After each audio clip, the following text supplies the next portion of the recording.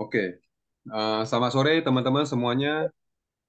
Semoga teman-teman Sore. semua dalam keadaan Sorry, sehat Coach. dan berbahagia. Oke, eh, bertemu kembali di acara Isi Talk, acara 2 bulanannya dari PNSI. Jadi kalau teman-teman ketahui bahwa kita di PNSI dan MCF punya 2 kegiatan secara rutin, yaitu adalah Isi Talk yang utamanya diisi oleh teman-teman yang NS Trainer, maka kalau di Isi Talk itu yang bicara ya itu aja gitu. Lalu kemudian dan di mana NS Trainer saat ini di Indonesia ada sekitar saya nggak 16 atau 17 orang ya. 16 atau 18. 18 ya, oh ya 18 orang. Satu Dan mengundurkan diri. hmm? Satu mengundurkan diri kan. Ya, satu mengundurkan diri. Jadi yang saya tahu 17 orang. Jadi kita ada NS Trainer di Indonesia ada 17 orang dan akan bertambah sepertinya di tahun depan akan ada NS Trainer di Malaysia. Kelihatannya kita akan bertambah lumayan banyak karena mumpung dekat gitu ya. Nah, jadi kita ada 17 orang saat ini dan kami yang punya tugas untuk menjadi narasumber di Insitalk.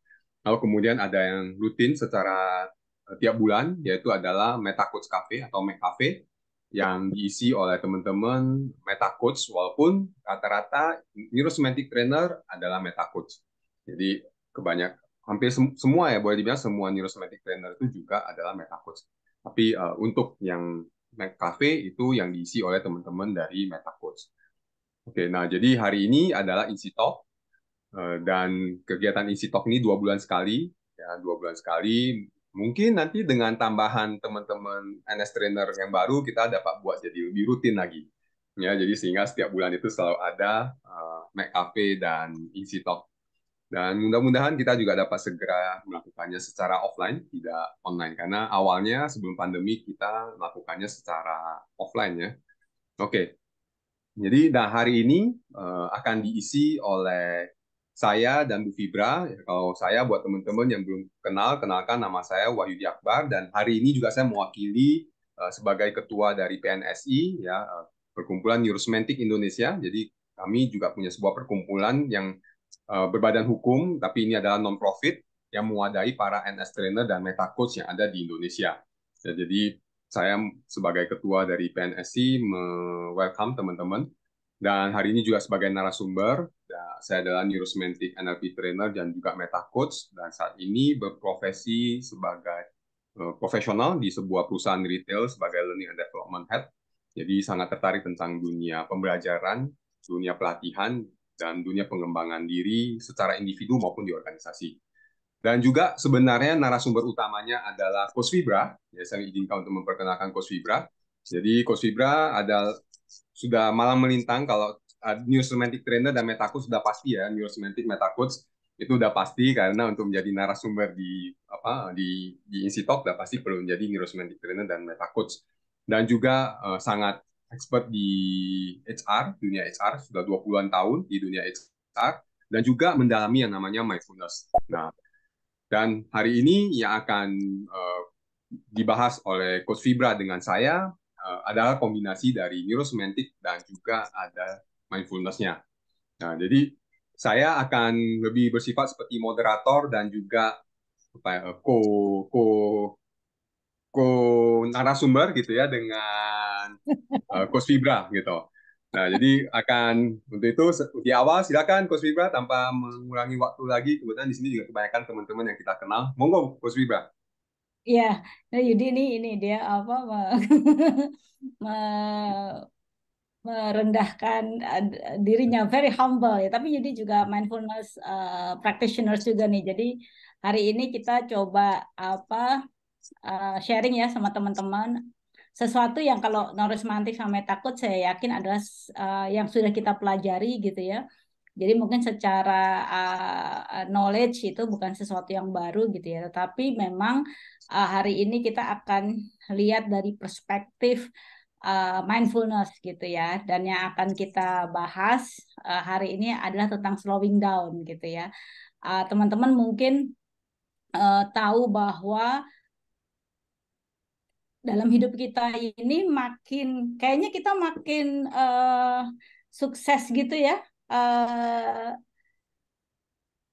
kita makin nggak bisa menikmati apa yang kita punya gitu ya. Dan yang kedua adalah kadang-kadang kita merasa kayak kita sebutnya glass ceiling ya, kayak kok mentok gitu ya, kok nggak jadi-jadi nih gitu ya. Nah itu apa menjadi sebuah fenomena yang menurut saya umum, apalagi di masa-masa saat ini ya Yud ya, ketika informasi begitu banyak gitu ya. Kemudian sosial media itu memborbardir kita dengan image ya atau picture di mana kita melihat bahwa pencapaian itu didapat dengan banyak melakukan sesuatu gitu ya.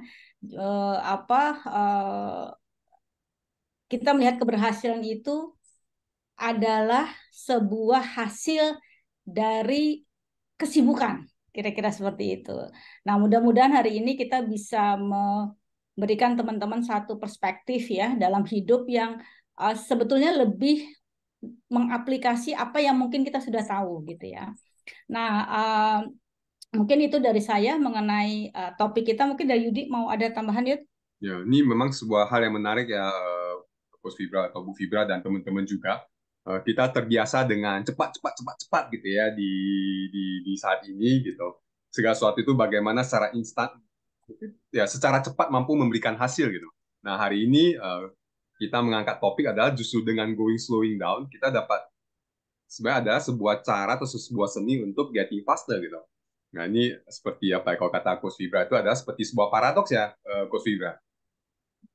Dan memang saya sebetulnya kepentok ya sama topik ini ketika dalam karir gitu ya. Dalam karir saya pernah mengalami satu titik di mana saya kok ngerasa capek banget gitu ya sama kerjaan saya gitu ya. Dan saya merasa saya nggak ada waktu, hidup saya habis. Dan saya ngelihat ada orang yang pekerjaannya lebih jabatan lebih tinggi dari saya, tanggung jawab lebih luas ya dari saya, tapi kok dia ngerjainnya enak gitu ya, ngerjainnya gampang, ngerjainnya nggak bikin hidup itu lebih menderita gitu. Kalau saya kayaknya, waduh, saya kok ditambahin pekerjaan kayaknya eh, nggak bisa nih gitu. Nah di situ saya mulai sebetulnya berpikir gitu ya, apa sih yang sebetulnya membuat seseorang itu bisa menghasilkan sesuatu yang lebih besar, memiliki dampak yang lebih luas gitu ya. Padahal waktunya tetap 24 jam gitu ya. Jadi ini sebetulnya awal dari saya bertanya tentang cara saya melakukan pekerjaan saya. Karena saya tipikalnya sangat umum gitu ya. Jadi kerjanya banyak gitu ya, cepet-cepet gitu ya. Jadi dengan ilusi bahwa itu memberikan hasil yang lebih banyak. Ternyata justru pada saat itu saya merasa stuck gitu ya. Saya merasa buntu gitu ya. Dan juga saya melihat gitu ya, ketika satu organisasi itu mulai mengadopsi sebuah budaya, melakukan dengan cepat gitu ya, melakukan dengan penuh daya gitu ya, atau maksa gitu ya, atau istilahnya apa ya, power through apa ya gitu bahasanya. Jadi kayak kayak mendorong dengan luar biasa. Itu saya ngelihat organisasi itu menjadi tadi penuh konflik, hasil juga nggak didapat gitu ya. Relationship berantakan gitu, nggak hanya sama yang di kantor, juga yang di rumah gitu ya, karena stres tadi gitu ya. Jadi saya melihat ternyata cara hidup yang ya kita anggap produktif, kita anggap akan menghasilkan sesuatu yang besar gitu, akhirnya memiliki kayak diminishing value gitu. Jadi value-nya tuh menurun gitu ya, kualitas hidupnya menurun gitu. Jadi itu saya pernah mengalaminya gitu Yud ya. Saya nggak tahu apakah teman-teman juga pernah ada dalam fase yang seperti itu gitu ya. Apa juga ketika seseorang memulai lakukan bisnis gitu ya, dicoba ini dicoba itu sampai akhirnya kehabisan energi dan akhirnya meyakini bahwa oh mungkin saya nggak bakat nih berbisnis gitu ya. Tetapi mungkin yang terjadi pada saat itu adalah tadi mendorong, memaksa melakukan dengan tergesa-gesa sehingga akhirnya kehilangan perspektif gitu ya, apa sih yang sedang dilakukan. Nah, mudah-mudahan sharing kita kali ini kombinasi dari apa yang kita pelajari dan apa yang kita alami juga dalam kehidupan. Jadi mungkin teman-teman juga bisa sharing hal yang sama ya along the way ya. Ya, oke. Saya Monggo. jadi ada satu buku ya, judulnya Effortless dari Greg McKeown gitu. Dia cerita bahwa sebetulnya ada cara hidup yang paling enak gitu ya, yang berhasil tapi enak gitu ya, berhasil tapi nggak ada seperti nggak ada apa usaha gitu, padahal ada gitu, tapi bagaimana tekniknya, dan salah satu yang ingredient yang dia sebut dalam buku dia adalah memang going slow gitu ya. Kenapa kok going slow itu bagian dari cara hidup yang effortless gitu ya? Kita bilang effortless di sini bukan berarti nggak ada usaha gitu ya, tapi lebih kepada kejalaninya tuh dengan enak gitu ya. Dan ternyata di dalam satu rumusan dia berkata bahwa memang ketika kita going slow itu kita mendapatkan hasil lebih cepat, karena ternyata yang terjadi ketika kita melambat itu membuat segala sesuatu lebih lancar, dan kalau sesuatu lancar itu cepat gitu ya. Jadi ibaratnya daripada kita ngejar 120 km per jam gitu ya, tapi gara-gara itu misalnya gitu ya, kita membuat kemacetan, kita membuat keributan di jalan, malah kita rame sama orang di jalan, akhirnya akan lebih cepat kalau kita berjalan sesuai dengan pace yang mungkin terukur tapi tidak ada halangan gitu. Kalau ini ngingetin saya sama cerita apa ya, kelinci dan Berapa kura-kura ya? kura-kura ya gitu ya. Ketika kura-kura itu steady gitu ya, dia lebih nyampe lebih cepat daripada kelinci yang cepat tapi terus kemudian terlena gitu ya. Jadi ini logikanya gitu. Jadi kalau logikanya itu adalah ketika kita melambat itu segala sesuatu itu menjadi lebih lancar, dan kalau lancar itu lebih cepat gitu ya. Nah, pertanyaannya adalah kita saat ini di mana hidup kita gitu ya? Apakah teman-teman boleh refleks sedikit gitu ya? Teman-teman ada di mana? Apakah teman-teman merasa pada posisi overcommitted gitu ya, inginnya melakukan sesuatu yang banyak gitu ya, inginnya melakukan sesuatu dengan segera gitu ya, sehingga kemudian sedikit banyak juga menjadi uh, unorganized gitu ya. Jadi karena semua ingin dikerjakan gitu ya, jadi tidak terstruktur pekerjaannya. Atau saat ini teman-teman dalam posisi yang fokus dan memiliki kesadaran penuh mengenai apa sih tujuannya gitu. Atau ke arah kanan nih gitu. Jadi apa, merasa kelelahan, merasa nggak punya energi gitu ya, sehingga apa, rasanya kayak nggak termotivasi lah ya untuk menjalankan apa yang teman-teman kerjakan pada hari ini. So let's step back a bit gitu ya. Kita Ini ada di menarik mana? ya Bu Fibra. Kita mungkin teman-teman eh, jadi pengen ingin bertanya kepada teman-teman. Barusan Coach Fibra sharing ini langsung Winda ini waktu lagi ngomong overcommitted langsung Winda bilang Winda, buat teman-teman, Winda istri saya, dia langsung, nah itu lo, lu lo. Nah, jadi ya kamu gitu. Nah, teman-teman ada di mana nih yang di overcommitted terlalu banyak akhirnya jadi unorganized, atau kemudian fokus dan goal oriented, atau kemudian malah jadi exhausted, kelelahan gitu ya, dan unmotivated gitu.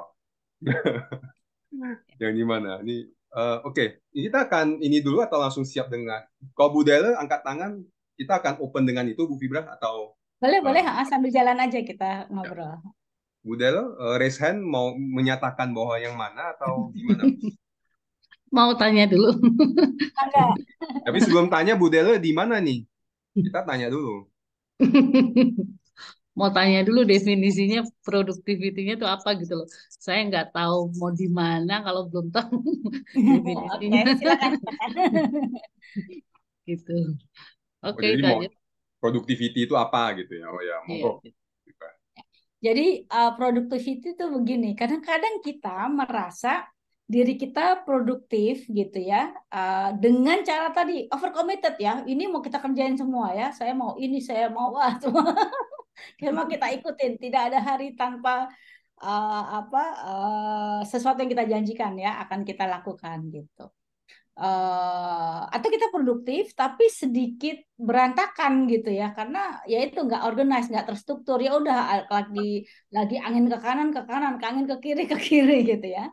Atau produktivitas yang teman-teman lakukan itu sebetulnya pace-nya agak sebetulnya lambat gitu, nggak banyak yang dikerjain gitu, jadi cukup fokus gitu ya, dan tapi tahu gitu kenapa saya ngerjain ini gitu. Nah, atau produktif yang tadi terlalu banyak yang dikerjain sehingga kelelahan gitu ya, atau terlalu banyak yang dikerjain tapi nggak tahu juga kenapa saya ngerjain ini, jadi sebetulnya saya nggak termotivasi juga gitu ya. Nah, ini konsep-konsep produktivitas yang biasanya terjadi sama kita, tapi kita nggak tahu kita ada di mana gitu ya. Nah, ini kesadaran yang bagus ya, kalau kita tiba-tiba melihat bahwa oh iya ya, saya produktif tapi kayak banyak banget yang saya mau kerjain gitu, sampai saya nggak tahu 24 jam kalau saya nggak cukup gitu ya. Jadi overcommitted gitu. Mungkin itu Bu Dela ya, kalau saya boleh Jadi sarankan. Jadi maksudnya productivity di sini tuh cara berproduksinya gitu ya. Ya, Cara jadi kita melakukan sesuatu kan dengan niat kita menghasilkan ya Bu Dela ya. Tapi kita ada di mana nih gitu, posisi menghasilkan kita gitu. Apakah kita berusaha menghasilkan tapi kita kelelahan gitu ya. Kita berusaha menghasilkan sebelum kita tidak termotivasi gitu. Atau yang tadi ya. Atau teman-teman saya produktif tapi saya fokus, nggak banyak yang saya kerjain tapi saya pilih mana yang penting, mana yang meaningful buat saya, dan saya tahu gitu ya kenapa saya melakukan. Nah, saya akan bahas di berikutnya nih mengenai bagaimana kita melakukan slowing down sehingga kita bisa berada di tadi produktivitas yang di tengah ini ya. Karena ini yang menghasilkan sesuatu lebih cepat dari yang mungkin kita alami gitu. Silakan. Ya. Kalau gitu tadi saya jawab unorganized Pak Yudi. Kayaknya unorganized. Sketcher ya semua ya, jadi kayak semua mau dikerjain terus jadi bingung gitu ya, mana yang mau dikerjain. Sepertinya. Oke. Teman-teman, kita akan bicara hari ini adalah bagaimana kita memilih produktivitas yang di tengah ini gitu. Karena disinilah sebetulnya rahasia cepatnya kita mendapatkan hasil gitu ya. Nah, ini apa yang kita bisa lakukan ya untuk kita berada pada posisi produktivitas yang di tengah ini gitu ya. Maka sarannya satu, yang pertama yaitu apa? Stop. Stop, tahu ya artinya ya, berhenti. Udah deh. Kalau lagi sibuk, lagi kebanyakan komitmen gitu ya, lagi kelelahan, lagi nggak termotivasi, yuk kita stop dulu. Stop ini maksudnya apa gitu? Yang pertama ini bagian kita melatih kesadaran atau kita sebut juga mindfulness. Yang pertama ya simply stop, ya tidak lakukan apapun gitu ya. Yang kedua apa? Ambil nafas. Oke. Gitu ya. Dalam mindfulness, mengambil nafas ini adalah sebuah hijack yang paling dasar, paling sederhana, tetapi nggak banyak kita praktekin. Karena kita ngerasa nafas itu adalah lumrah. Ya udah kan tiap hari juga nafas, kalau nafas mati gitu ya. Tapi sebetulnya ketika kita sadar dengan cara kita bernafas, itu memberikan ruang kesadaran. Ruang kesadarannya apa? Ada stimulus gitu ya, tetapi sebelum kita merespon, kita ambil jarak. Jadi stopnya itu adalah sebetulnya memberikan kita jarak pada apa yang terjadi sama kita dan bagaimana kita akan merespon. Nah, ini terjadi perlambatan nih teman-teman, karena biasanya kan wah langsung respon ya, reaksi quick gitu ya. Ini enggak, kita stop, take a breath, ambil jarak, kemudian mulai observe gitu ya, mulai lihat apa sih yang sebetulnya terjadi, apa yang sebetulnya tertangkap oleh senses saya, oleh 5 senses saya, apa yang saya lihat, apa yang saya dengar, apa yang saya katakan, apa yang saya rasakan, ya, apa yang saya rasakan secara kinestetik. Jadi observe dengan senses kita, gitu ya. Baru kemudian P-nya itu adalah apa? Baru kemudian kita merespon, proceed with kindness. Ya. Nah, kali ini saya akan sharing 5 stop. Ya, yang kalau 5 stop itu kita bisa ambil dalam kehidupan kita, maka harapannya teman-teman kita bisa tadi melakukan slowing down ya, sehingga apapun yang kita inginkan itu bisa kita dapatkan gitu dengan apa, effortless, dengan cepat ya, dengan mudah gitu ya. Nah ini kita akan masuk ke situ. Mungkin Yudi ada tambahan Yud? Kayak ini yang lagi dilakukan teman-teman di puncak, mereka lagi belajar unleashing leadership, terus kemudian lagi stop untuk mengikuti ini gitu ya. Oh. Luar biasa. Baik. Oke ya, teman-teman, yuk kita lihat apa sih stop yang bisa kita lakukan untuk membuat hidup kita lebih slowing down gitu ya. Stop yang pertama gitu ya adalah apa? Kamu tahu nggak kenapa kamu melakukan apa yang kamu lakukan pada hari ini? Atau kadang-kadang kita melakukan karena FOMO, fear of missing out. Aduh, teman-teman coach kan melakukan ini semua, saya ikut aja dong. Kalau nggak saya ketinggalan nih. Atau wah ada yang lagi uh, trending gitu ya, ada yang lagi hype nih gitu ya, yang lagi hype apa, oh orang katanya apa, kita perlu healing gitu ya, kita perlu liburan gitu ya, karena itu bagus untuk mental health gitu ya, kita ikut-ikutan, ayo apa dong healing kita, masa kita nggak healing gitu ya. Di rumah mulai terjadi keributan gitu ya, karena kok nggak ada budget healing nih gitu ya. Atau apapun yang kemudian kita lakukan sebetulnya bukan karena kita tahu kenapa kita mau melakukan gitu ya. Karena disinilah kemudian yang sering terjadi teman-teman adalah hidup kita habis masuk pada satu arus yang sebetulnya arus itu bukan yang kita butuhkan gitu ya. Sehingga ketika waktu berlalu, tiba-tiba kita sadar, kok saya nggak mendapatkan apa yang saya mau ya, apa yang saya inginkan. Ya karena kamu juga nggak pernah jelas nih kamu mau apa, gitu ya. Karena itu tadi, kita mau semua, gitu. Nah, kita mau semua itu karena kita nggak tahu apa yang kita mau. Karena kalau kita tahu apa yang kita mau, maka tentu pilihan-pilihan kita akan terbatas, gitu ya. Jadi di sini Steve Jobs bilang, ketika kita melakukan sesuatu yang kita benar-benar menganggap itu hal yang penting gitu ya, maka kita nggak perlu mendorong diri kita, visi itu yang akan menarik kita gitu ya. Jadi saya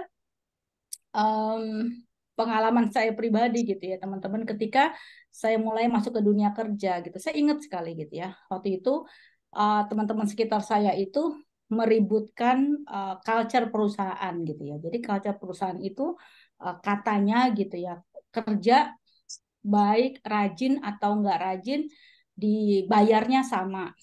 Rajin nggak rajin, rewardnya sama. Jadi ngapain rajin ya? Kira-kira itu waktu itu yang muncul di dalam lingkungan kerja saya gitu. Tetapi alhamdulillah entah kenapa saya berpikir gini, kalau saya nggak rajin, saya sama-sama 8 jam di kantor gitu ya.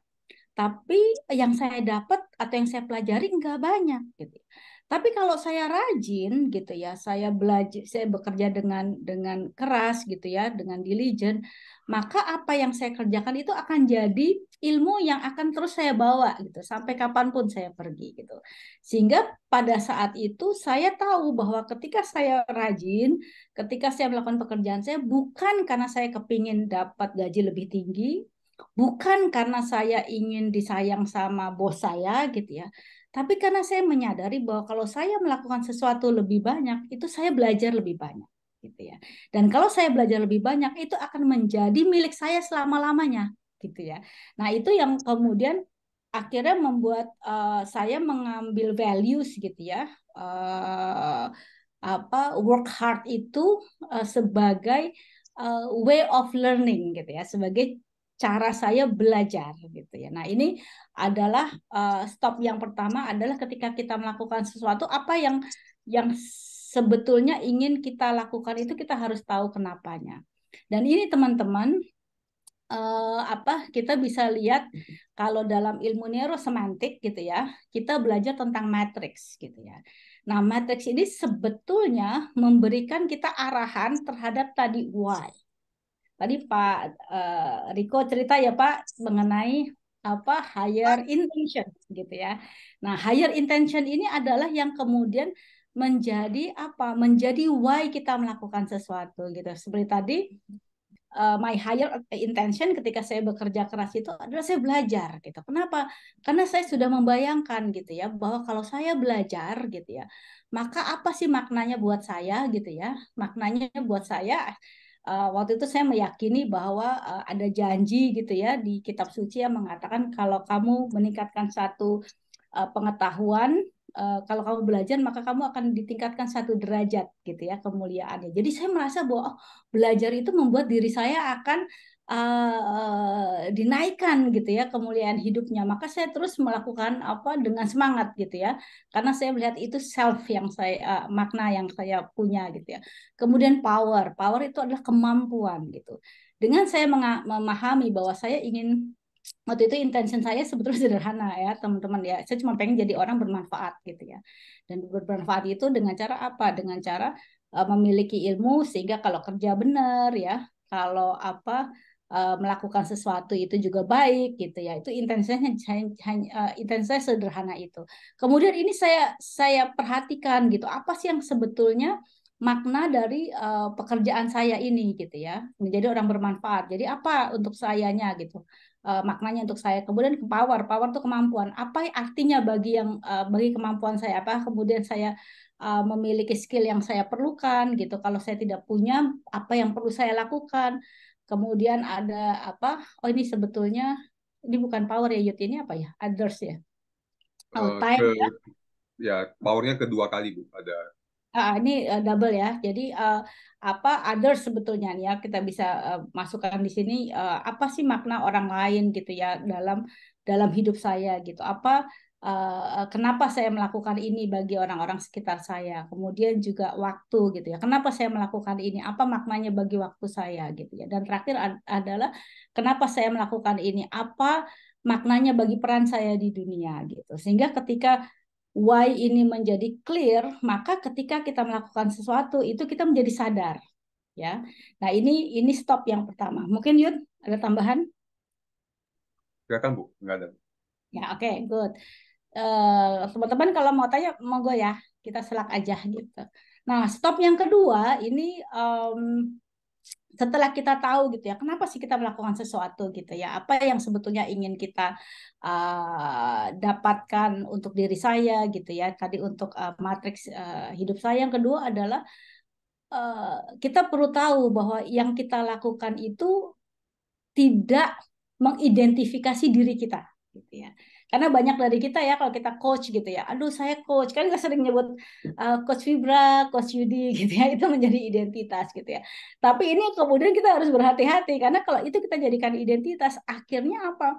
Akhirnya kita melihat kalau kita tidak melakukan apa yang itu menjadi identitas kita, kita merasa apa? Merasa nggak berharga, kita merasa nggak eksis gitu ya. Nah, artinya kita juga ketika melakukan sesuatu kita jadi milih-milih gitu ya. Oh, saya nggak mau melakukan itu kan saya coach gitu ya. Oh, saya trainer, oh saya direktur, oh saya apapun itu yang kita apa sematkan dalam kita itu menjadi satu batasan gitu. Karena apa? Karena tadi yang namanya apa yang kita lakukan itu memberikan kita keterampilan, itu menunjukkan apa yang kita lakukan, itu juga memberikan kita kemampuan, tapi itu bisa berubah gitu ya. Artinya ada kalanya kita memiliki kemampuan yang apa, yang unggul, tapi ada kalanya kita menjadi tidak tahu apa-apa gitu. Dan begitu terus ya. Sehingga apa? Sehingga ketika kita tahu bahwa kita bukan apa yang kita lakukan, ketika kita melakukan pekerjaan, kita nggak memasukkan identitas itu sebagai value kita gitu ya. Jadi kenapa orang tuh sering tergesa-gesa gitu ya Yud ya dalam kehidupannya? Karena merasa kalau saya nggak begini nanti saya nggak punya arti dong gitu ya. Jadi saya nggak eksis dong gitu ya. Padahal no, it's a two different thing gitu ya. Kita berharga, kita mulia itu given, unconditional gitu ya.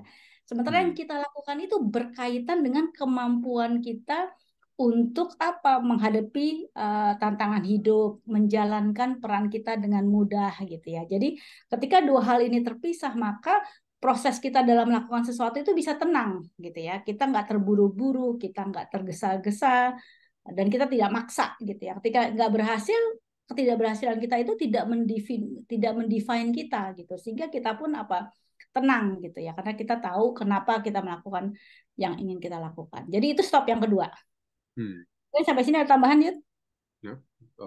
Ya, just ring a bell, Bu. Artinya pada saat tadi Bu mengatakan bahwa kita perlu seringkali membuat kita terburu-buru atau bahkan tidak mampu untuk sekedar berhenti, padahal kita sudah tahu tubuh kita mungkin sudah kelelahan, kita sudah unmotivated, adalah karena ada kekhawatiran kalau saya tidak terus bergerak, tidak terus mengejar, akan membuat saya kehilangan saya punya posisi kah, akan membuat saya jadi merasa tidak berharga kah, akan membuat saya jadi tidak bermakna gitu. Padahal sebenarnya pada dasarnya dengan pemahaman ini buat teman-teman yang familiar dengan gambar ini yang kita pelajari di APG tentang self esteem, bahwa actually as a being a human kita sudah unconditionally precious gitu, bahwa kita sebenarnya sudah sangat berharga unconditionally gitu. As being a human aja kita sebenarnya sudah sangat berharga, dan itu yang menjadi bagi saya sebuah wake up call untuk really aware gitu ya. Jadi jangan attach dengan sebuah based on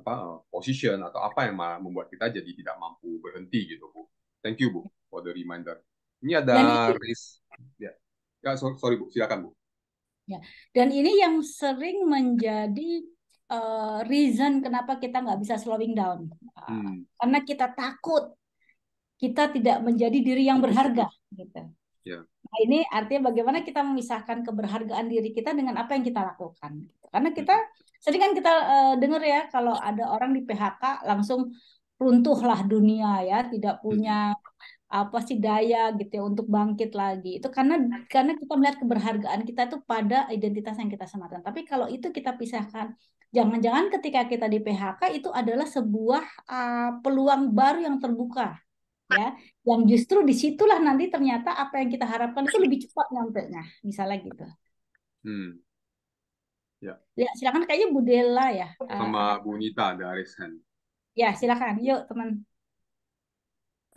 Siap, terima kasih. Bagaimana caranya supaya aware ya selalu bahwa apa yang kita lakukan tuh bukan identitas kita gitu. Itu sih. Jadi kan kadang memang nggak aware gitu. Terima kasih. Ya, ketika pertanyaan ini sering banget saya lakukan, gimana sih caranya Bu supaya sadar gitu ya, aware kan sadar ya bahasa Indonesianya gitu. Ya sadar aja. Jadi maksudnya gimana nih, kan nanya gimana cara sadar, kok sadar aja. Sadar itu sesederhana menyadari bahwa oh iya ya gitu ya. Yang saya lakukan ini kan bisa berubah-ubah. Pekerjaan saya bisa berubah-ubah, aktivitas saya bisa berubah-ubah.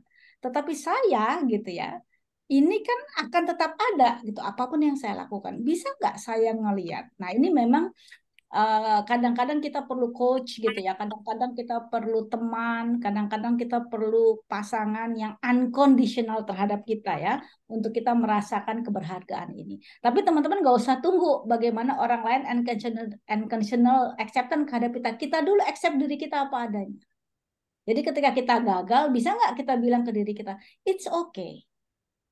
Bisa nggak kita bilang gitu? Ketika kita belum berhasil, ketika kita tidak mencapai apa yang kita ingin capai, kita cuma bilang ke diri kita, it's okay.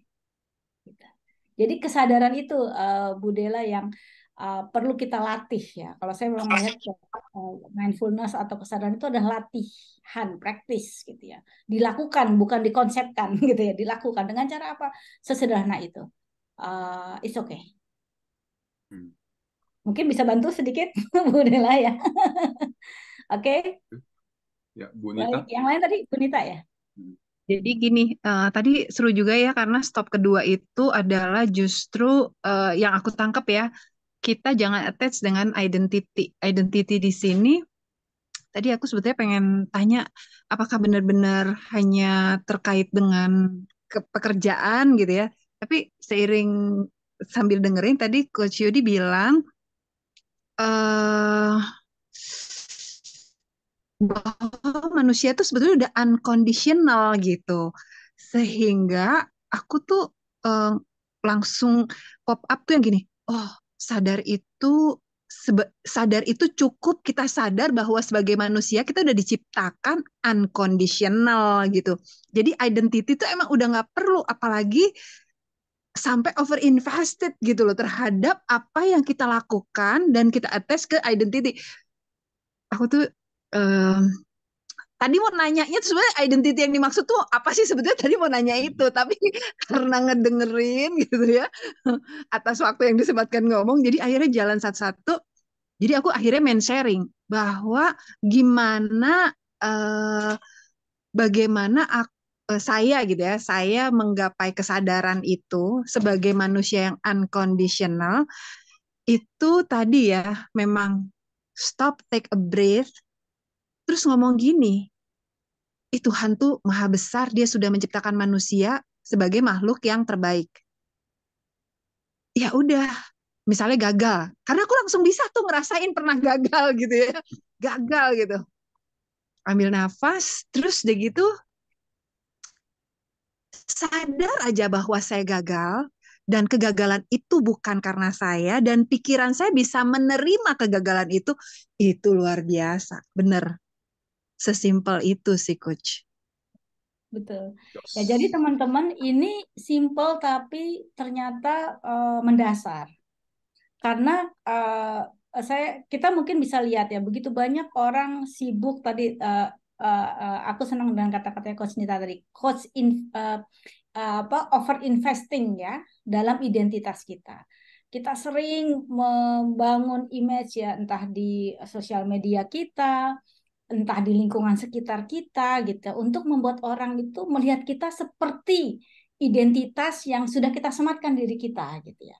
Tetapi kemudian ini yang kemudian tanpa sadar ya, tanpa sadar akhirnya kita tidak tahu sebetulnya apa yang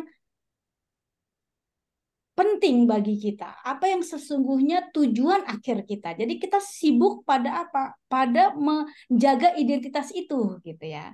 Nah, tadi Coach Yudi bilang bahwa unconditional self esteem itu adalah kita tuh udah berharga gitu. Bahkan kita nggak punya tas LV, kita nggak pakai Hermes gitu ya.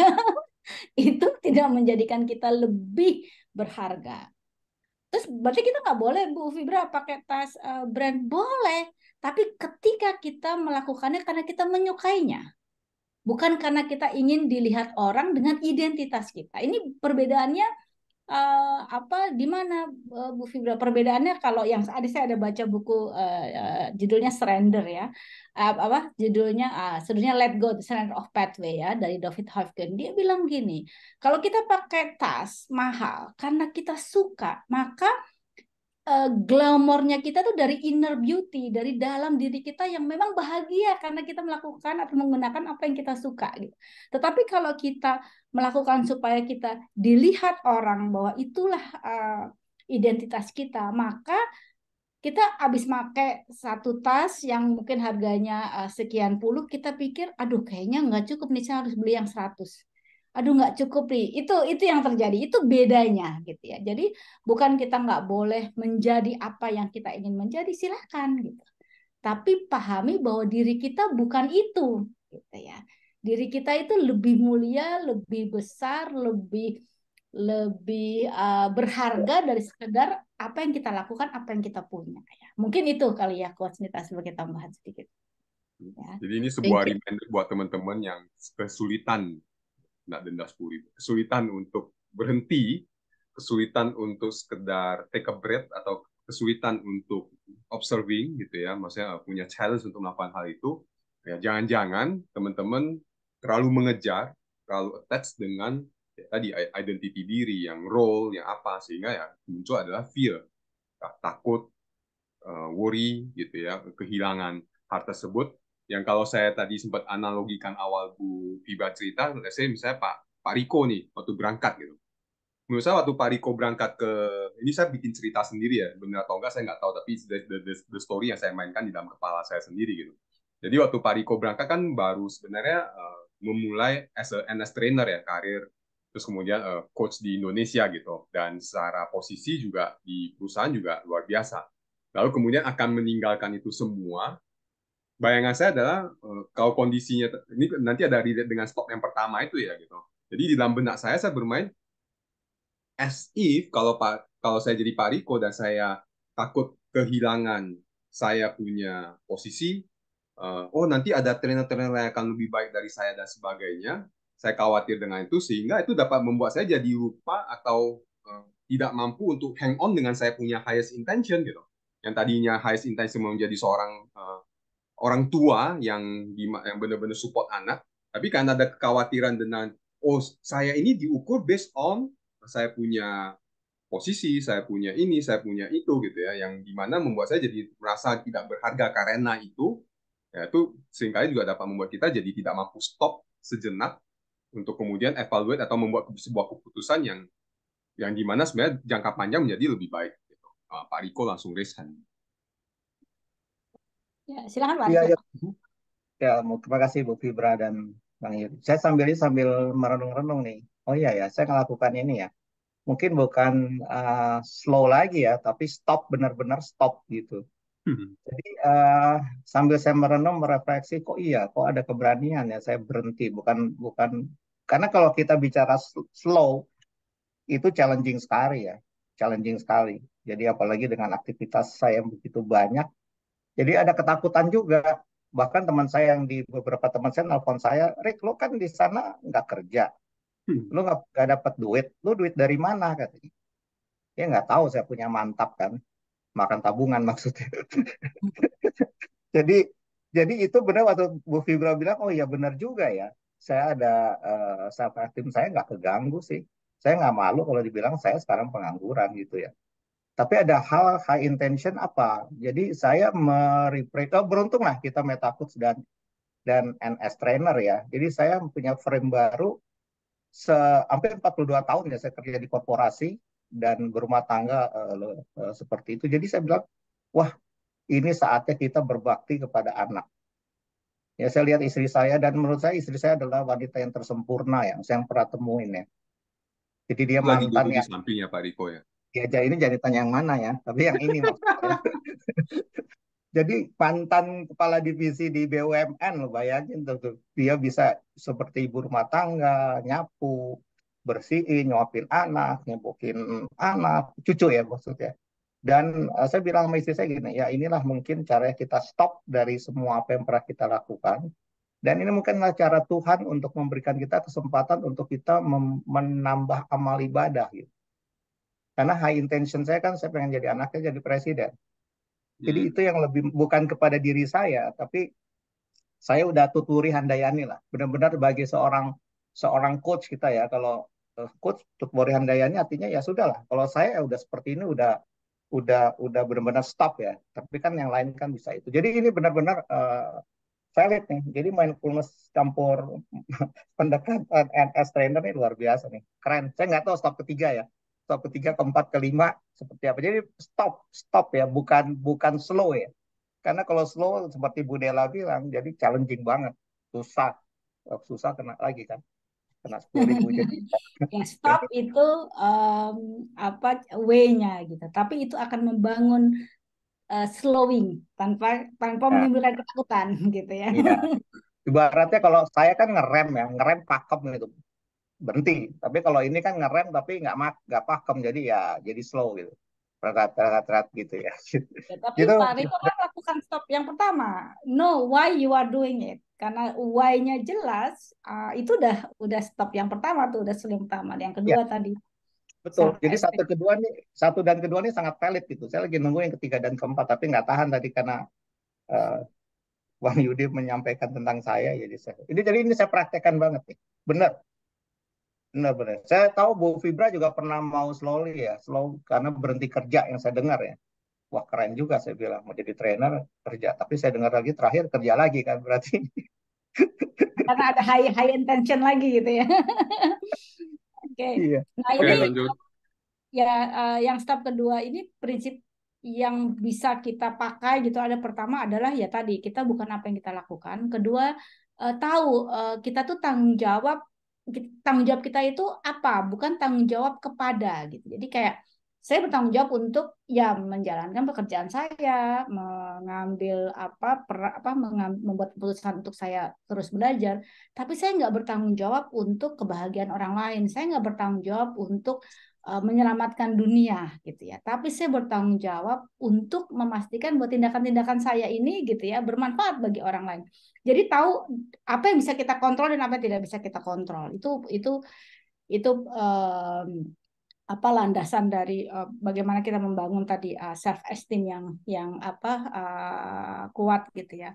Yang kedua, kita juga perlu menyadari atau tahu apa sih keyakinan yang menggovern itu yang sebetulnya menjadi tuntunan kita di belakang pikiran kita gitu. Apakah belief kita kalau saya melakukan ini maka saya berharga, kalau tidak saya tidak berharga. Karena mungkin orang tua kita bilang kamu harus sukses. Kalau kamu nggak sukses, kamu bukan anak mama atau papa gitu, atau kamu bukan bagian dari komunitas ini. Nah, ketika kita menyadari apa sih keyakinan yang sebetulnya mengatur kita di belakang, mungkin kita bisa memiliki pilihan-pilihan. Bagaimana apa yang perlu saya pilih gitu ya dalam keyakinan saya ini sehingga tadi saya unconditional self esteem saya tumbuh gitu. Karena kalau kita masih conditional terhadap self esteem kita, maka tadi untuk slowing itu mungkin berat sekali buat kita karena seperti bertentangan ya gitu. Karena kan kalau saya nggak melakukan ini terus saya nggak dianggap sama teman saya, nggak dianggap sama orang tua saya, nggak dianggap sama komunitas saya sampai itu.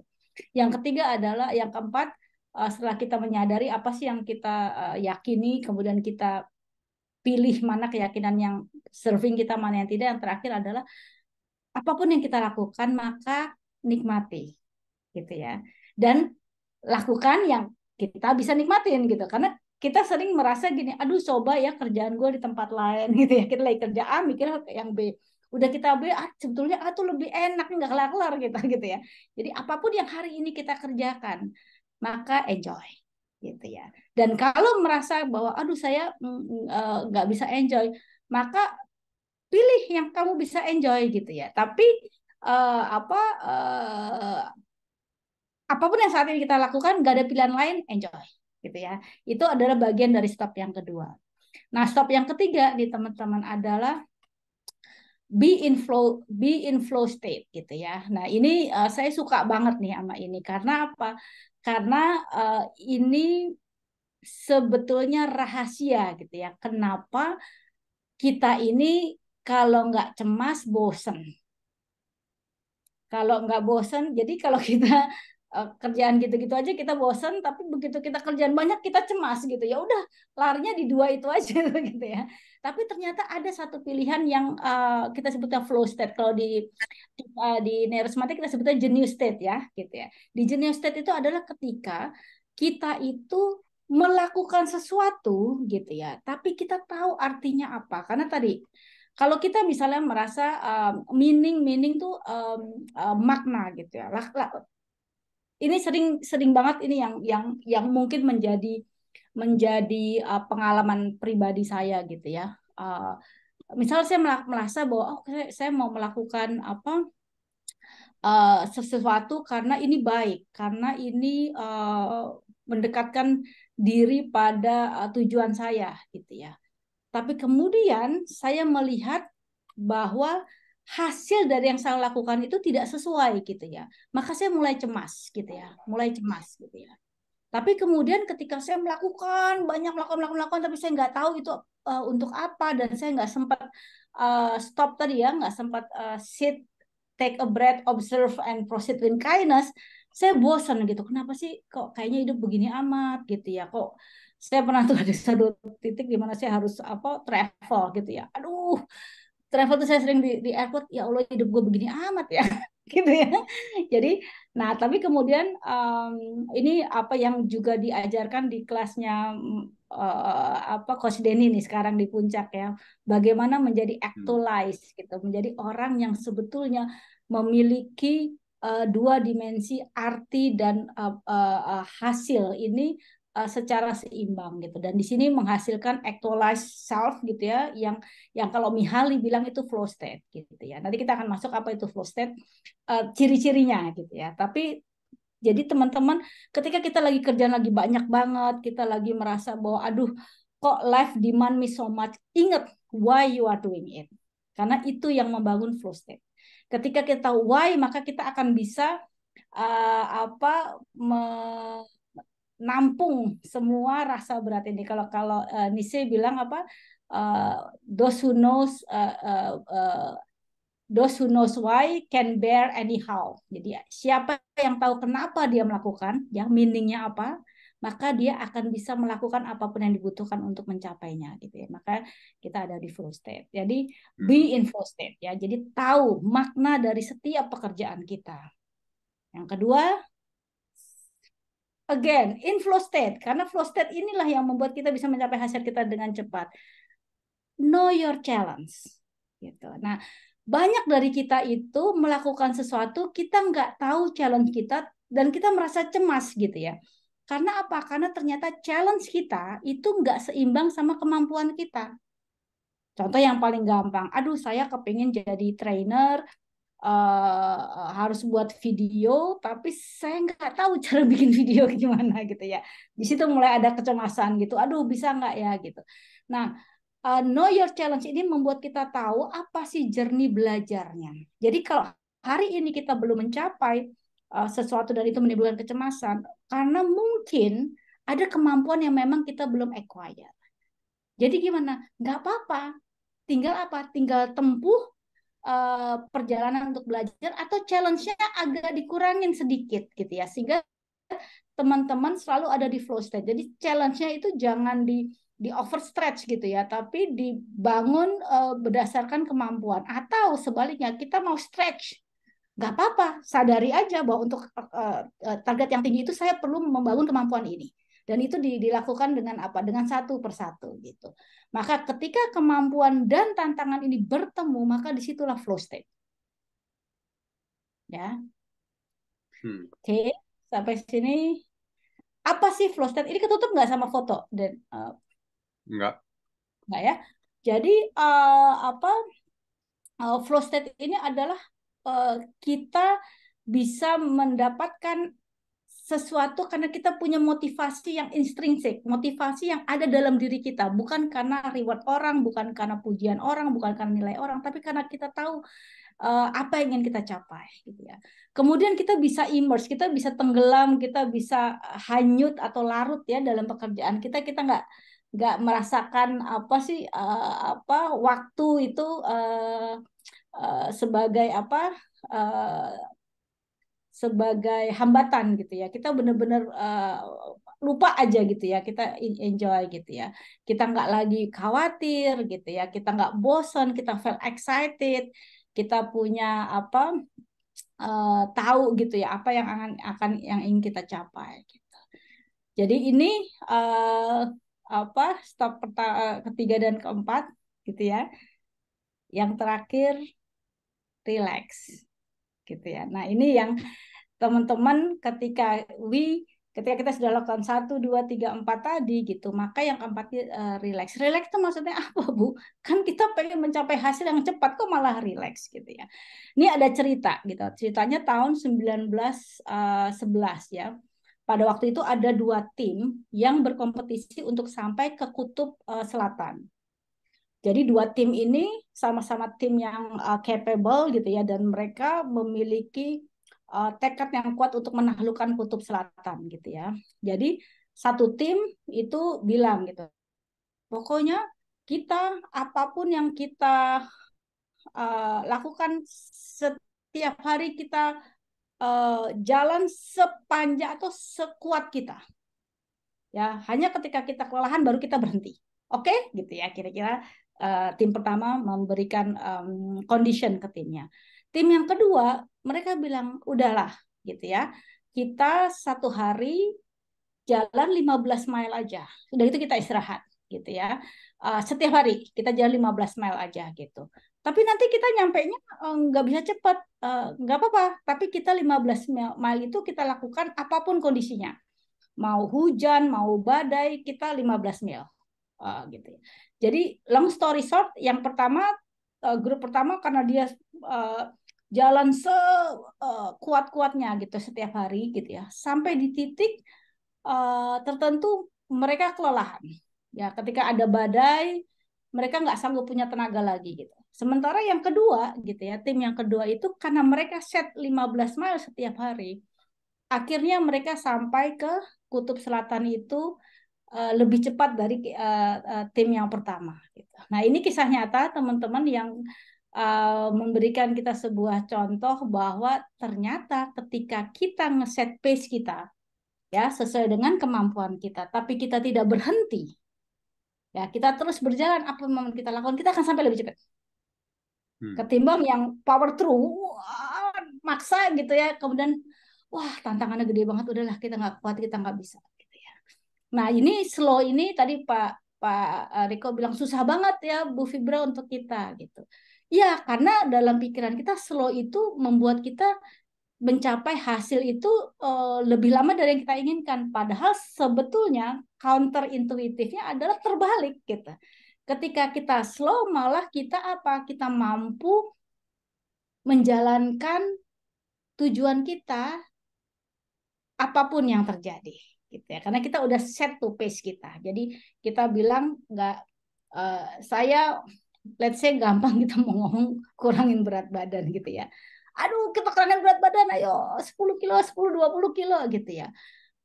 Awalnya bisa gitu ya. Terus ketika nggak bisa lagi putus asa balik lagi gitu. Tapi udahlah kita sekilo aja setiap bulan gitu. Tapi kita terus lakukan. Yang kita lakukan ya olahraga seminggu 2 kali gitu ya. Kita makan, kita sadari. Tapi kita jadikan itu dari bagian dari habit gitu ya, bagian dari kebiasaan. Maka gitu ya, hasil yang didapat akan lebih cepat dari mereka yang wah sudah invest sana invest ini tapi kemudian nggak sustain hasilnya gitu. Jadi ketika kita slow itu maka kita akan memilih satu kegiatan di sekali waktu. One small step at a time. Jadi nggak melakukan banyak hal di satu waktu. Jadi satu small step at a time. Kemudian kita lakukannya juga mudah gitu ya, nggak pakai power gitu ya. Kita juga relax gitu ya. Kita juga bisa sadar kita present dan kita ngerasa waktu itu jadi teman kita bukan jadi musuh kita gitu ya. Nah, kalau kita cepat ya kita pasti akan big jump gitu ya, dan kita akan menghadapi banyak sekali tantangan yang berat, kemudian kita merasakan intensitas yang tinggi dari apa yang kita kerjain, sampai kita akhirnya lupa siapa diri kita, apa yang sebetulnya kita ingin capai. Dan akhirnya waktu berlalu begitu saja gitu ya. Nah, dan ini ternyata teman-teman high performance itu ternyata didapat bukan dengan ngotot. Jadi kayak Jordan, Michael Jordan itu ketika dia melakukan hit dia terkenal ya dengan dengan lemparan bolanya dari tengah itu ya, set masuk. Dia selalu cerita, ketika saya melakukan itu, saya melakukannya dengan begitu fokus sehingga dunia rasa kayak waktu tuh lambat gitu. Dia merasa orang-orang di belakangnya itu blur, nggak kelihatan, dia hanya dengan dirinya, dia santai, dia masuk dan dia lempar itu bola, gitu ya. Dan itu yang membuat Michael Jordan itu menjadi all time ya high achiever ya di basket karena dia memiliki tadi state yang relax gitu. Karena ternyata teman-teman ketika kita relax maka kita punya intention ya, higher intention sebagai intrinsic motivation kita. Kemudian kita terbuka dengan learning. Kita tahu apa yang perlu kita pelajari tadi ya. Kita bicara challenge sama capability gitu. Dan akhirnya yang ketiga ini yang sering banget kita kehilangan sense adalah ketika kita sibuk, ketika kita ngotot gitu, kita menjadi nggak kreatif. Jadi sering ada anekdot bilang gitu ya, ada orang mau masuk ruangan, dia dorong kan, wah nggak kebuka, keras banget ini. Dipanggil teman-teman, yuk teman-teman bantuin saya dorong, 10 orang dorong, wah nggak kebuka sampai berdarah-darah gitu ya, sampai mau pingsan nggak kebuka. Nyata dia bilang, mas, itu ditarik gitu ya. Jadi begitu ditarik dia ternyata langsung masuk. Nah, kreativitas juga sama. Ketika kita ngotot, ketutup gitu ya. Kita salah, harusnya pintu kita tarik, kita dorong gitu. Tapi ketika kita relax, maka kita, oh kalau ditarik, didorong nggak bisa, saya tarik bisa kali ya gitu. Nah, relax high performance inilah yang membuat kita akan sampai pada tujuan kita dengan lebih cepat. Ya, solong. Jadi penutupnya dari Lao Tzu ya, ini filsuf kesayangan saya gitu ya. Dia bilang gitu. Sebetulnya kita tahu bahwa kelembutan itu mengalahkan kekakuan gitu ya. Lambat itu mengalahkan yang cepat gitu ya. Jadi kayak cerita kura-kura dan kelinci tadi ya. Yang lemah itu bisa mengalahkan yang kuat ya. Dan orang-orang tahu gitu bahwa yang mulus itu mengalahkan yang kaku gitu ya, dan yang lembut itu mengalahkan yang kuat gitu. Tapi sayangnya nggak ada yang mengaplikasi pengetahuan ini ya. Jadi teman-teman itu yang bisa kita share hari ini ya. Yudi, silakan Yud, from your perspective ya. Ya, oke. Thank you Bu Fibra. Artinya ya benar bahwa dari sini tadi di benak saya dimulai dari, kan kita bisa tentang beberapa get in the flow, kita perlu stop terlebih dahulu. Di mana saya jadi punya pertanyaan kepada teman-teman gitu yang hadir di sini, what do you believe tentang being slow? Apakah teman-teman punya sebuah belief bahwa being slow itu sama dengan akan kalah? Being slow itu sesuatu yang jadi pengen checking gitu. Do you mind boleh ketik atau apa gitu. Sebelum nanti kita kayak teman-teman yang di puncak itu nggak sabar untuk tampil. Jadi nanti kita akan memberikan mereka kesempatan untuk tampil. Ya mereka mau di spotlight gitu ya. Jadi udah chat saya gitu ya mau di spotlight. Jadi nanti kita kasih kesempatan mereka untuk tampil gitu. Sebelum ke sana teman-teman yang lain Pak Yudi, Pak oh ya Yudi. Pak Agus, monggo Pak Agus. Assalamualaikum warahmatullahi wabarakatuh. Terima kasih Pak Yudi, Bu Fibra atas kesempatannya. Ini hanya saya lihat filosofi Katepel. Katepel tahu ya Bu? Mundur ke belakang dulu, langsung melesatkan gitu. Jadi mundur ke belakang, tapi langsung melesat sangat, bukan hanya faster, bahkan very fast, very fast. Maksud saya, jadi karena mundur itu sebetulnya menjaga jarak, membuat jarak dengan kondisi, dengan diri kita. Biasanya kalau ada jarak itu kita bisa melihat kelemahannya, bolong-bolongnya, lain sebagainya. Itu filosofinya seperti itu. Jadi mundur dulu ke belakang. Tidak hanya 5 stops yang Ibu sampaikan, tetapi one step moving back sehingga speeding up ke depan. Maksud saya hanya iseng-iseng aja saya sampaikan filosofi Katepel itu. Apakah bisa disandingkan dengan ilmu Ibu? Apakah bisa diaplikasikan dari dimensi apa, sisi apa? Itu aja Bu. Terima kasih. Assalamualaikum warahmatullahi wabarakatuh. Terima kasih Pak Agus. Monggo Bu Fibra. Habis ini di puncak. Ya, memang itu ya step itu adalah bagian dari ini tadi ya, stop instan gitu. Jadi maksudnya sedikit-sedikit gitu ya Pak Agus dalam keseharian kita. Ada yang kadang-kadang stop itu memang stop untuk jangka waktu tertentu sehingga kesannya step back. Jadi kalau kayak Pak Riko tadi cerita ya, lagi stop nih saya nih, stop bukan slow lagi gitu ya. Tapi memang dalam filosofi Ketapel itu stop ini mungkin memberikan kita ruang untuk memberi arah yang lebih tajam, membangun fokus yang lebih baik, dan tadi membangun kemampuan kita mengisi capability yang kurang itu sehingga tadi sesuai dengan challenge yang mau kita hadapi ke depan gitu ya.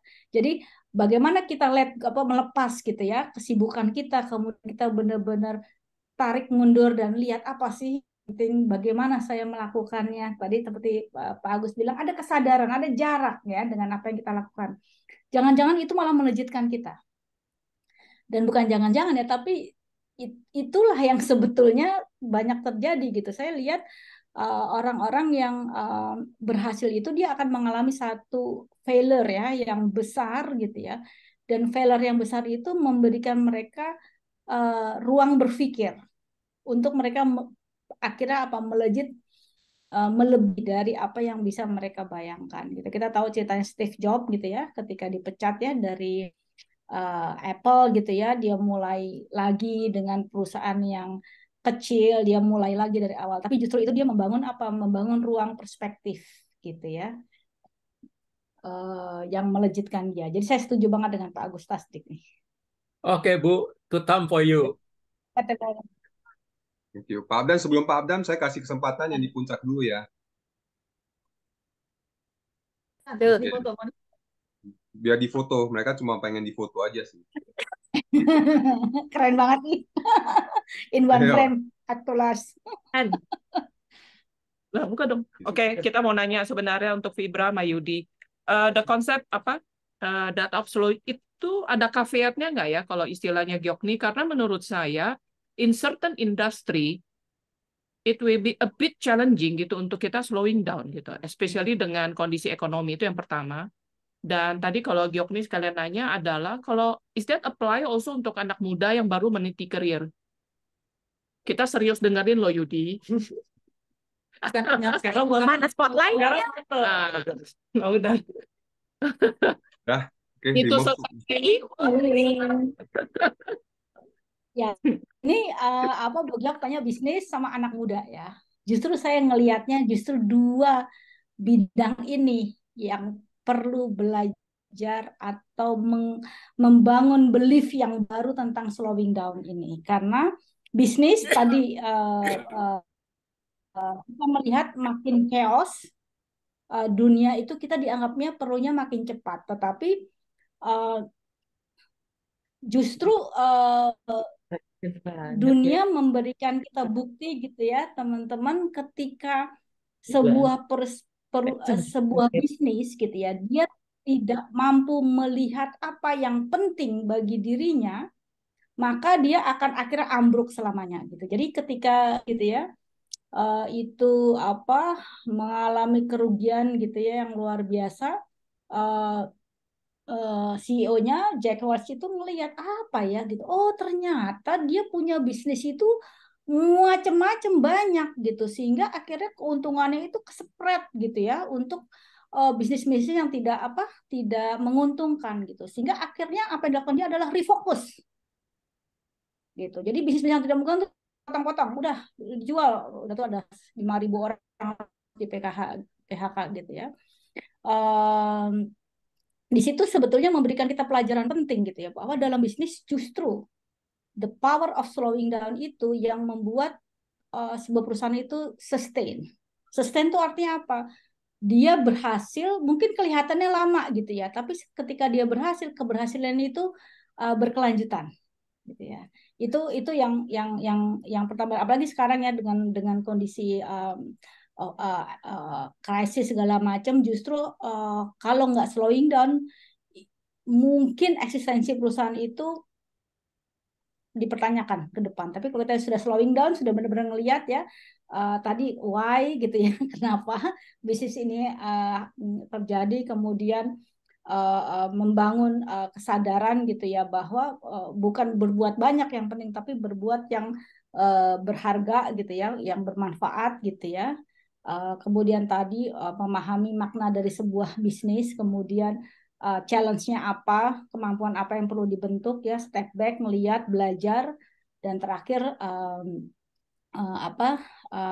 tadi adalah one step at a time gitu, melakukan sesuatu itu benar-benar terstruktur ya, one at a time, jangan semua mau dikerjain gitu. Ini yang kalau saya pakai istilahnya 80-20 Bu Giok. Jadi 80-20 tuh gini, kadang-kadang 80% dari income kita itu didapat dari 20% activity. Cuman karena kita nggak pernah stop, kita nggak slow, dan kita nggak lihat 20% activity ini apa yang membawa 80% income ini gitu ya. Jadi begitu kita step back, kita lihat, oh ternyata 20% dari revenue saya datang dari 20 aktivitas ini. Ya udah fokus yang 80%, let go, kasih sistem, kasih ke orang atau apa gitu, itu bisnis. Anak muda, nah ini anak muda saya lihat sekarang yang paling butuh slowing down ini. Karena saya melihat mereka ya dengan bombardirnya sosial media, knowledge yang sangat berkelimpahan, mudah bagi mereka untuk mendapatkan akses untuk melakukan sesuatu. Mereka jadi nggak tahu fokusnya apa. Mereka nggak tahu apa yang penting bagi mereka, apa yang mereka mau. Gitu. Jadi kalau saya disuruh tanya, Vip, kalau mau ngomong soal slow down ini kemana kamu akan jalan? Anak muda. Karena buat saya di usia itu ketika mereka tahu apa yang penting bagi mereka dan mereka memberikan laser fokus gitu ya, maka exponential growth-nya akan luar biasa gitu. Ketimbang FOMO tadi ya, fear of missing out ya, semua mau dikerjain supaya kelihatan ngetren gitu ya, sesuai dengan yang lagi viral gitu ya kira-kira. Mungkin itu kali jawaban dari saya, silakan. Oke. Terima Thank you. kasih. Puncak Niko, from Puncak with love katanya. Oke, nextnya ada Pak Abdan, habis itu Pak Sidik. Monggo Pak Abdan. Oke, terima kasih Coach Yudi. Terima kasih Coach Fibra atas penjelasannya ya. Cuman kalau saya reflektif gitu ya. Saya pikir istilah slowing down itu akan ada ketika kita memang udah bergerak dengan cepat dan kita perlu slow. Tapi kalau kita di awalnya slow, ya juga nggak akan ya kita nggak dapat ini reflektifnya gitu. Karena kisah-kisah yang Bu Fibra tadi sampaikan kan, misalnya pebisnis gitu kan, dia udah bergerak cepat, akhirnya sampai satu titik dia juga, oh ternyata saya perlu stop gitu. Tapi dia ketika stop itu dia udah banyak pengalaman gitu kan, udah banyak pengalaman dan dia tinggal bisa ngemilah. Ya sama kayak hidup kita lah. Hidup kita slowing down ketika kita tidur kan ya. Cuman ketika kita tidurnya kurang dari 8 jam, mungkin manfaatnya nggak akan sama dengan orang yang tidurnya 8 jam gitu kan. Dan dia bisa aktivitas pagi harinya. Jadi, maksudnya gini, kadang ketika kita berpikir slowing down di lebih dulu kan, akhirnya aktiviti kita nggak ya kita nggak ada pembanding gitu kan. Tapi ketika kita udah kerja gitu kan, udah bingung, terus akhirnya slow, akhirnya kita baru dapat itu insight atau kebijakan lah kayak Pak Riko itu. Pak Riko kan ketika beliau sibuk di Indonesia, kita slowing down di Amerika, ya dapat lebih bijaksana mungkin itu. Mungkin itu pendapat saya sharing Bu Fibra. Terima kasih. Benar sih Pak Abdan, kan namanya slowing down ya, melambat. Ya kalau udah lambat mah nggak usah lambat gitu, nggak usah melambat.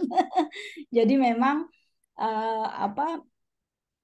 sebetulnya konsep slowing down ini bukan being slow ya, tapi bagaimana kita membangun ruang-ruang gitu ya, di mana ruang itu tadi Pak Abdan bilang membangun refleksi gitu, membangun kesadaran gitu. Karena kalau dia slow karena nggak sadar gitu ya, itu bukan yang membantu gitu. Tapi kalau dia slow untuk membangun kesadaran, itu yang akan mengantarkan kita pada hasil yang lebih cepat gitu ya. Jadi memang slowing down itu buat yang cepat gitu ya, bukan yang udah slow. Kalau udah slow ya mungkin mungkin performa kamu naikin dulu gitu ya, baru kita akan bicara mengenai meaningnya gitu. Jadi selaras keduanya. Ya. Thank you Pak Abdan. Pak Sidik, monggo Pak. Iya, Mas Yudi, Mbak Fibra, terima kasih ya. Saya sedikit share industrial practice gitu ya, atau management practice ya. Jadi ada beberapa jadi manajemen cycle itu beberapa memang kita desain gitu ya untuk slowing down gitu ya. Apakah ketika kita di fase planning gitu ya, atau apakah pas kita melakukan retrospektif secara berkala gitu ya. Jadi ada beberapa hal di fase tertentu yang memang kita desain untuk slowing down, untuk reflect back gitu ya. Yang kedua adalah ini sangat applicable gitu ya juga ketika kami melakukan high risk activity gitu ya. High risk activity itu memang ada beberapa proses yang memang kita desain gitu ya untuk memang slowing down gitu ya, agar kita bisa melakukan risk assess gitu ya, agar kita bisa conscious gitu ya, sehingga kita bisa melakukannya dengan prudent gitu ya. Jadi memang beberapa desain praktis di manajemen yang memang kita desain untuk itu gitu ya. Unfortunately gitu ya, kita nggak punya ritual yang sama ketika itu menyangkut masalah individual performance gitu ya. Itu mungkin salah satu yang bisa kita apply ya, further gitu ya. Itu aja dari mungkin komentar dari saya, Mas Yudi, Mbak Fibra. Thank you. Luar biasa. Terima kasih ya Mas Sidik ya. Jadi memang tadi ya, saya baru-baru ini dengar istilah rest based training. Pernah dengar nggak, Yud? Rest based training. Rest, istirahat punya rest. Jadi rest based training itu adalah latihan atau training yang didasarkan pada istirahat gitu. Jadi ternyata gitu ya, ada sebuah penelitian terbaru. Jadi ketika kita membangun muscle gitu ya, membangun muscle kita gitu ya, itu terjadi kalau tubuh kita itu rileks. Jadi yang naik itu bukan kortisolnya. Karena kalau kita nggak rileks, kita cemas, kortisolnya yang naik ya. Ketika kortisol naik gitu ya, proses pembuatan muscle di dalam tubuh kita itu tidak berjalan dengan seperti yang kita inginkan gitu. Malah kita mungkin lebih makan craving lebih banyak. Kemudian ya tadi karena kortisol naik karena kita cemas ya, aduh capek banget gitu ya olahraga. Jadi saya baru-baru ini ikut istilahnya olahraga gitu, dia menggunakan rest based training. Jadi kalau capek berhenti istirahat. Nah, kalau udah nggak capek, udah tenang, mulai lagi gitu. Jadi saya bilang, wah ini cocok sama gue nih. Saya kan orangnya kalau udah kelelahan itu jadi stres gitu ya, akhirnya nggak datang-datang lagi kalau pakai personal trainer gitu, karena nggak enak perasaannya. Dan ternyata memang sudah ada penelitiannya, dan ini yang kemudian sekarang saya bangun di tim saya gitu. Jadi saya selalu bilang ke tim saya adalah don't rush yourself gitu ya. Tenang aja gitu. Satu-satu aja kerjainnya gitu ya. Dan kalau capek berhenti istirahat gitu. Jadi saya beda banget sama saya yang dulu. Saya tuh value yang namanya power through ya, wah paksa gitu. Sekarang saya menyadari itu nggak akan bawa kita kemana-mana gitu. Jadi justru ketika saya menggunakan ruang-ruang istirahat yang cukup bagi tim, mereka jadi super kreatif gitu. Jadi banyak sekali yang kita capai ketika tim itu kreatif, tim itu mau belajar, dan dia punya internal motivation. Jadi now saya create a high performing team, tapi timnya relax, happy, santai. Kira-kira itu, Ayat. Dan teman-teman. Thank you, Bu. Ini ada dari Pak Riko nih, ada sebuah proses di mana apakah prosesnya mulai dari slow, pause, dan stop. Jadi stop itu jika memang suatu aktivitas sudah dianggap tidak bermanfaat lagi. Jadi mohon eksplorasinya. Ya, amat sangat iya Pak Riko. Karena tadi ketika kita membangun ruang refleksi, akhirnya kita tahu mana yang penting kita lakukan, mana yang tidak penting gitu. Kita punya kemampuan untuk melakukan seleksi ya terhadap aktivitas kita gitu ya. Dan ternyata ketika kita mampu membangun tadi menstop apa yang kita tidak lakukan dan mulai melakukan apa yang perlu kita lakukan, kita bisa mencapai tujuan kita dengan sangat cepat. Dan itu kan sebetulnya yang kita harapin ya. Kita slow atau kita fast gitu ya kan. Kita nggak bisa slow itu karena kita pengen cepat hasilnya gitu ya.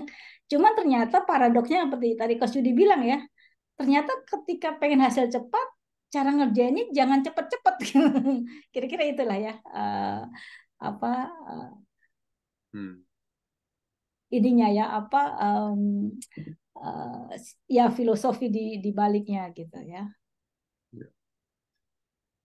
Oke, it's very interesting reminder ya. Tadi juga disampaikan beberapa dari teman-teman, dari Pak Agus, dari Pak Abdan, dari Pak Sidik gitu. Bagaimana ini implementasi juga di dalam keseharian, dan juga Pak Riko bahkan di manajemen gitu ya, bahwa saat ini kita perlu sangat aware tentang bagaimana kita perlu slowing down, bahkan mungkin berhenti gitu ya.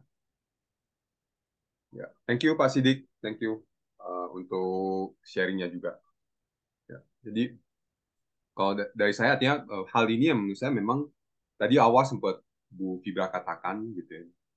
Dengan misalnya contoh kita lagi ngendarain mobil dengan kita cepat, seringkali kita jadi tidak melihat segala sesuatu. Nah, apalagi kalau cepat tidak mampu dibarengin, terutama di dalam diri ya, kalau bahasa saya adalah di dalam batinnya kita gitu.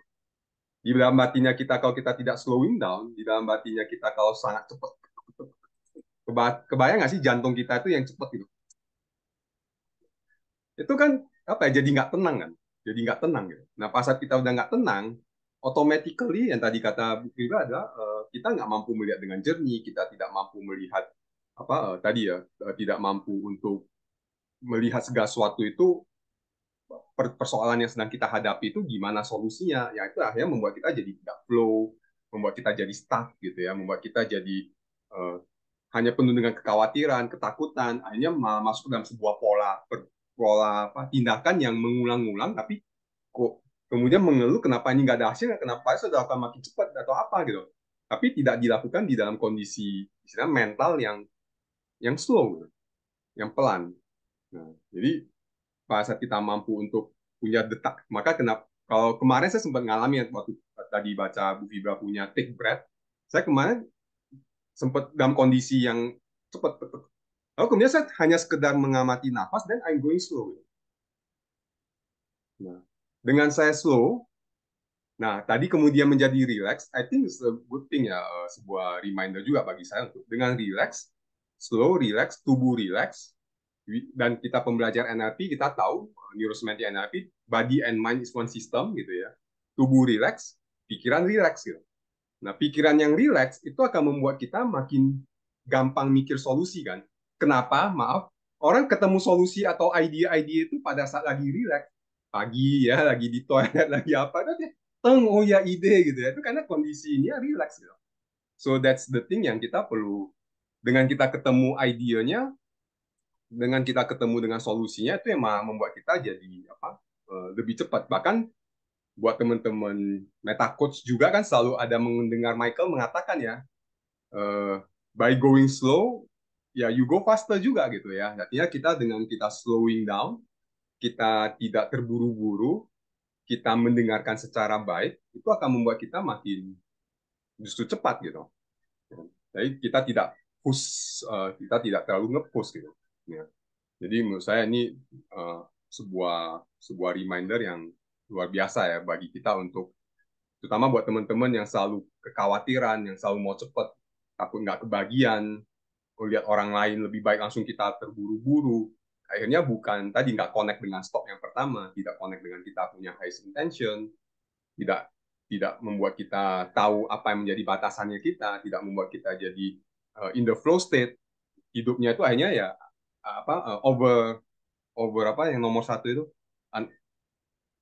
over commitment, under unorganized, exhausted gitu ya, terus kemudian malah jadi unmotivated. Nah, mungkin pada saat unmotivated bukan justru makin cari gimana ya saya motivasi atau apa ya gitu. Then I think the moment pas unmotivated adalah then it's about time you just need to stop and slowing down to observe, take a breath, and just proceed something with kindness gitu. Bukan makin terburu-buru, makin paksa, makin apa. Akhirnya seperti mobil yang udah nggak dalam pace-nya malah jadi rusak gitu ya mesinnya gitu. So thank you Bu Fibra. It's a good reminder. Ya teman-teman, so mudah-mudahan ini bisa menjadi modal kita gitu ya untuk membangun belief system yang baru gitu ya, bahwa faster is not equal with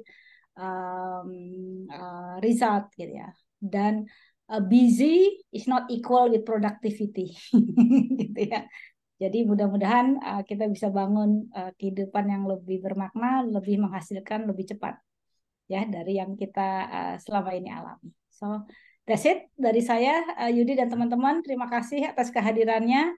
Ya, semoga teman-teman join terus di acara Insi Talk kita. Akan banyak teman-teman nanti yang akan sharing topik-topik kita ya. Semoga menjadi manfaat. Terima kasih.